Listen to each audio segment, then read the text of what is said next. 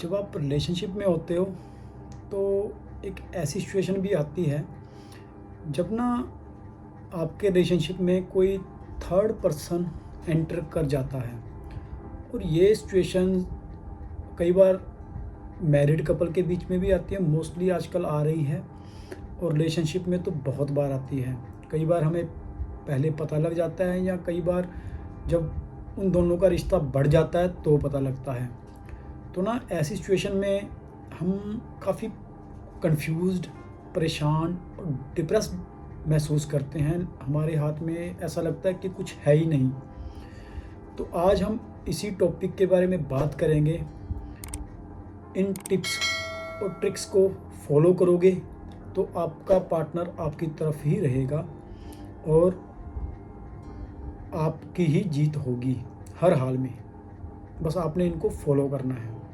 पहला पॉइंट है कि आपको ऐसी सिचुएशन में क्या नहीं करना चाहिए। ऐसी सिचुएशन में ना हम एक्चुअली परेशान हो जाते हैं, बहुत कुछ बोलते हैं, हमारा मन करता है लड़ने का, झगड़ने का। हम इमोशनली ब्लैकमेल करते हैं या ब्लेम या कंप्लेंट्स करते हैं अपने पार्टनर को।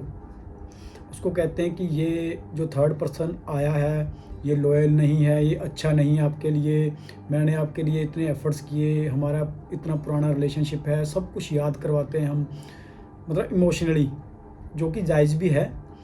लेकिन हमें ऐसा नहीं करना चाहिए, क्योंकि ऐसा है ना, इन चीज़ों से आपका जो पार्टनर है वो इरिटेट होगा। क्यों? क्योंकि वो अब ऐसी सिचुएशन में है कि उसको भी समझ नहीं आ रहा कि वो क्या करे। लेकिन हम उसको प्रेशराइज़ करेंगे अगर थर्ड पर्सन को टारगेट करके, तो उसको भी तकलीफ़ होगी। तो मेरा कहना है कि ऐसी सिचुएशन में ब्लेम गेम्स मत खेलो। Stop being childish, be mature. Suppose आपका पार्टनर एज ए फ्रेंड उसके साथ बात कर रहा है थर्ड पर्सन के साथ, लेकिन आप उसके साथ ऐसा बिहेव करते हो, उसको ब्लेम करते हो या ऐसा कुछ करते हो, तो ये बिहेवियर ना ये शो करता है कि आप चाइल्डिश बिहेवियर से देख रहे हो इस सिचुएशन को, जो कि बिल्कुल पसंद नहीं आएगा। चाइल्डिश बिहेवियर ठीक है, हंसी मजाक के लिए काम करता है, लेकिन ऐसी सीरियस सिचुएशन में तो बिल्कुल काम नहीं करेगा। क्योंकि सबको एक mature, understanding and trustworthy partner ही चाहिए होता है। लेकिन अगर आप ऐसा चाइल्डिश बिहेवियर करके दिखाओगे, जेलसी उसमें दिखेगी, आपको नहीं लगेगा, आप अपनी तरफ से इसका फ़र्ज़ समझते हो कि ये मेरा फ़र्ज़ है उसको बताना, लेकिन उसके लिए उस सिचुएशन में ये एक आपकी तरफ से जेलसी ही दिखेगी। और ये बिहेवियर ना मतलब आपके रिलेशनशिप में आप उसको मौका दे देगा आपको रिप्लेस करने के लिए। तो ऐसा भी नहीं करना। देखो, चाइल्डिश बिहेवियर का मैंने बता दिया कि आपको चाइल्डिश बिहेवियर ऐसी सिचुएशन में नहीं दिखाना। दूसरी बात है मैच्योरिटी की। मैच्योरिटी ना एक अच्छी पर्सनैलिटी भी बना सकती है आपकी।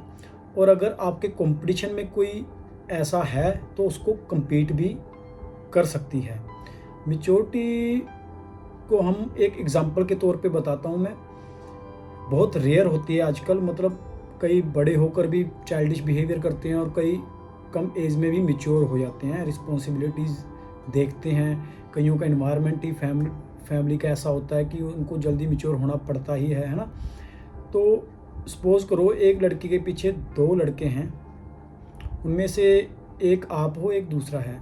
आप क्या कर रहे हो कि उसको मैसेज कर रहे हो, लड़की को रीच करने के लिए कॉल मैसेज पब्लिकली उसको फॉलो कर रहे हो, जो कि उसको पसंद नहीं आएगा। उसके पास ऑप्शंस हैं 2, तो वो टाइम लेगी समझने के लिए, सोचने के लिए कि आखिर इन दोनों में से मेरे लिए कौन सा सटीक बैठता है। तो फर्स्ट आपका बिहेवियर मैंने बता दिया। अब सेकेंडली ऐसी पर्सनैलिटी है जो मैच्योर है, अपने काम से लेकर ही किसी से बात कर रहा है, पब्लिकली ज़्यादा किसी को नहीं बुला रहा या उसको इंटरेस्ट नहीं है इन चीज़ों का। लेकिन लड़की समझती है कि ये मेरी ऑप्शन में है। उसके लिए मुश्किल ज़रूर होगा इसको पाना, लेकिन वो फिर भी क्या करेगी, उसके अंदर क्यूरियोसिटी होगी कि यार इस बंदे को मैंने जानना है। क्योंकि ना देखो, ये चीज़ ऐसे शो करती है कि आपकी वैल्यू किसी के कहने पे नहीं, आपने खुद बनाई है। और ऐसे ही लोगों के पीछे ज़्यादातर भीड़ जाती है। और दूसरी बात ये भी है कि मैच्योरिटी जो है ना, वो एक इस तरह की पर्सनैलिटी है कि जो बहुत कम देखने को मिलेगी, स्पेशली रिलेशनशिप्स में। कि लड़की को फॉलो करना बहुत कंट्रोल चाहिए इसके लिए, कि हाँ आप अंदर से चाहते हो कि ये लड़की मेरी हो जाए या मुझे मिल जाए, लेकिन फिर भी आप सेल्फ कंट्रोल की वजह से उसको फॉलो नहीं कर रहे, उसको अटेंशन नहीं दे रहे। तो आपको पता है ह्यूमन बिहेवियर के अकॉर्डिंग जो चीज़ें या व्यक्ति हमें बहुत मुश्किल से मिलते हैं या रेयर होते हैं ना, उनके लिए हमारा इंटरेस्ट ऑटोमेटिकली बढ़ता है। तो आपको भी एक ऐसी पर्सनैलिटी बनानी चाहिए। थर्ड पॉइंट है transparency should be there in your relationship. इसमें क्या है, एक क्लियर स्टैंड मतलब है ना होना चाहिए आपका। देखो, आपको एक ऐसी वैल्यूएबल पर्सनैलिटी के तौर पे यहाँ पे सोचना और समझना पड़ेगा कि आपको उसके सामने गिड़गिड़ाना या रोना नहीं है। आपने सीधा क्लियर स्टैंड करना है कि देख, या तो उसके साथ रिलेशनशिप में रहे या मेरे साथ, क्योंकि 3 लोगों का रिलेशनशिप नहीं बनता। ठीक है, अब आपको स्ट्रॉन्गली अंदर से स्ट्रॉन्ग होना पड़ेगा इस सिचुएशन को हैंडल करने के लिए। और दूसरी बात कि इतना सा बोलो, अपना क्लियर स्टैंड उसको दिखाओ, उसके बाद साइड हो जाओ। हाँ, अगर इसके रिस्पॉन्स में आपका पार्टनर इसके रिगार्डिंग कुछ बोले तो सुनो, लेकिन अगर वो डिफेंड कर रही है या कर रहा है थर्ड पर्सन को भी और खुद को भी, तो कह दो कि भाई टाटा बाय बाय, अब अपना खुद देखो, खुश रहो, आबाद रहो, इतना कहो, साइड हो जाओ। क्योंकि देखो, बार बार पीछे पड़ने से भी क्या होगा, वो और ज़्यादा इरिटेट हो जाएगा। और उसको देखो ऐसी सिचुएशन में ना बहाना चाहिए होता है पार्टनर को कि आपके साथ उसने 3 महीने 6 महीने जितना भी टाइम रिलेशनशिप रहा है, आखिरकार आप न्यू पर्सन से तो ज़्यादा इम्पोर्टेंस देते हो उनकी लाइफ में। तो आपका भी बनता है क्लियर स्टैंड करना, और उसको भी सोचने के लिए मजबूर कर दो कि यार कि मैंने ये क्या कर दिया, वो भी सोचे। ठीक है, इसके बाद आपने क्या करना है कि उसको मैसेज कॉल नहीं करनी। अगर आ भी जाए, अगर पॉइंट टू पॉइंट बात कर रही है, जो आपने बोला है उसके रिगार्डिंग तो करो, अदरवाइज़ इधर उधर की बातें मत सुनो और ना ही अपनी तरफ से सुनाओ। ठीक है, कॉल वगैरह नहीं करनी। ठीक है, क्योंकि देखो ये वही चीज़ें दिखाएगी कि आप डिप्रेस्ड हो। वो देखो, हर एक आदमी को ये चाहिए होता है कि मुझे मतलब एक ना डोपामिन मिलता है जब पता लगता है कि यार ये मेरे लिए इतना करता है, मेरे लिए इतने लड़के रोते हैं, या मेरे लिए इतनी लड़कियां मेरे पीछे हैं। तो ये चीज़ें आप मतलब सबकी तरह एक भेड़ चाल में मत चलो, इग्नोर करो, ज़रूरी है, करना भी पड़ता है कई बार। ठीक है, लेकिन झगड़ा वगैरह ड्रामा मत करो, क्योंकि इससे वो ज़्यादा इरिटेट हो जाएगा। और ऐसी सिचुएशन में पार्टनर को बहाना ही चाहिए होता है, क्योंकि आपका रिलेशनशिप उसके साथ पुराना है। तो ये भी मत करो, और जो मैंने बताया वो करो। उनको रिलेशनशिप में बाइंड मत करो। और अगर आपकी सिचुएशन ऐसी है तो भी, और अगर आपका नॉर्मल रिलेशनशिप चल रहा है तो भी, किसी को ज़बरदस्ती से बांधने की कोशिश मत करो कभी भी अपने रिश्ते में। क्योंकि आप खुद पे इम्प्लीमेंट करके देखो कि एक पर्सन आपको फ्री हैंड देता है कि आप जो करना चाहते हो, जो आपके इंटरेस्ट हैं, हैबिट्स हैं, वो उनको नज़रअंदाज नहीं करता। वो कहता कि हाँ यार, जैसा आपका मन करता है करो, है ना, आपके ऊपर नज़र नहीं रखता ज़्यादा।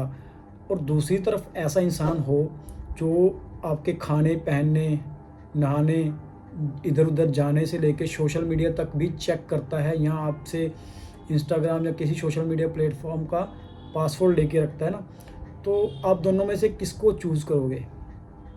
ऑब्वियसली जो आप पे ट्रस्ट करता है और आपको फ्रीली रहने के लिए, आज़ाद रहने के लिए छोड़ देता है। क्योंकि ना आजकल तो यार ऐसा बिहेवियर बच्चों का भी है, उनके पेरेंट्स उनके लिए क्या कुछ नहीं कर रहे, लेकिन वो फिर भी उसके बावजूद भी उनको नहीं चाहते कि वो बच्चों को कंट्रोल करें। पेरेंट्स जिनका सबसे ज़्यादा अधिकार होता है, अगर वो भी ये कंट्रोल नहीं कर सकते आज के टाइम पे, तो हम तो फिर भी रिलेशनशिप की बात कर रहे हैं। इसमें तो अंडरस्टैंडिंग सबसे बड़ी चीज़ है, ट्रस्ट होना सबसे बड़ी चीज़ है। तो कभी भी, चाहे आपका रिलेशनशिप नॉर्मली अच्छा चल रहा है तो भी, या अगर इस सिचुएशन में है तो भी, ये गलती मत करो। उनको मौका मत दो दूर जाने का।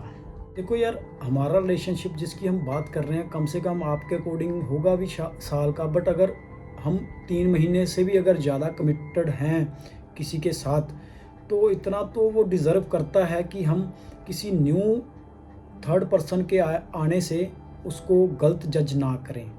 ये इतना तो डिज़र्व करता ही है हमारा पार्टनर।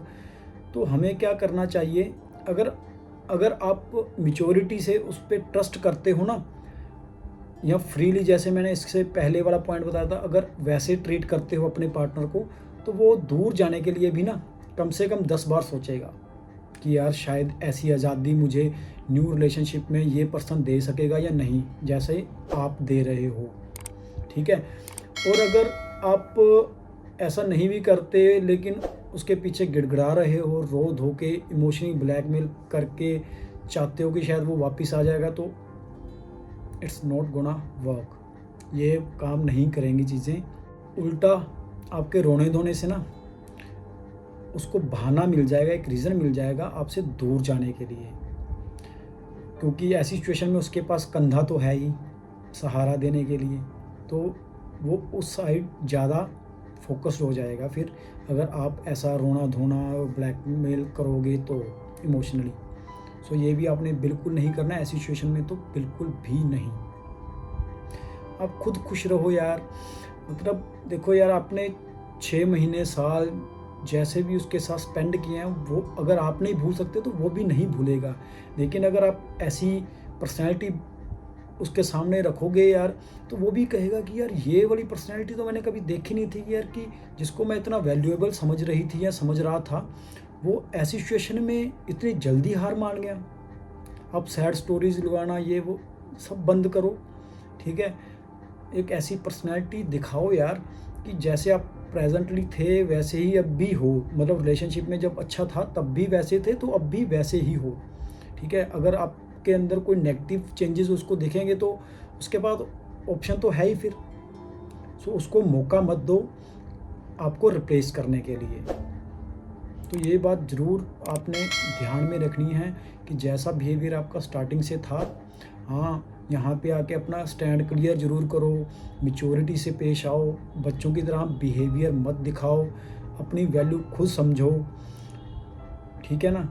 अगर आप इन चीज़ों को इम्प्लीमेंट करते हो तो आपका पार्टनर वापस आएगा। और सेकंड थिंग, अगर नहीं आया इनके बावजूद भी, then congratulations, you are now mature and valuable personality. Now you have many options in your life. You are free from everything.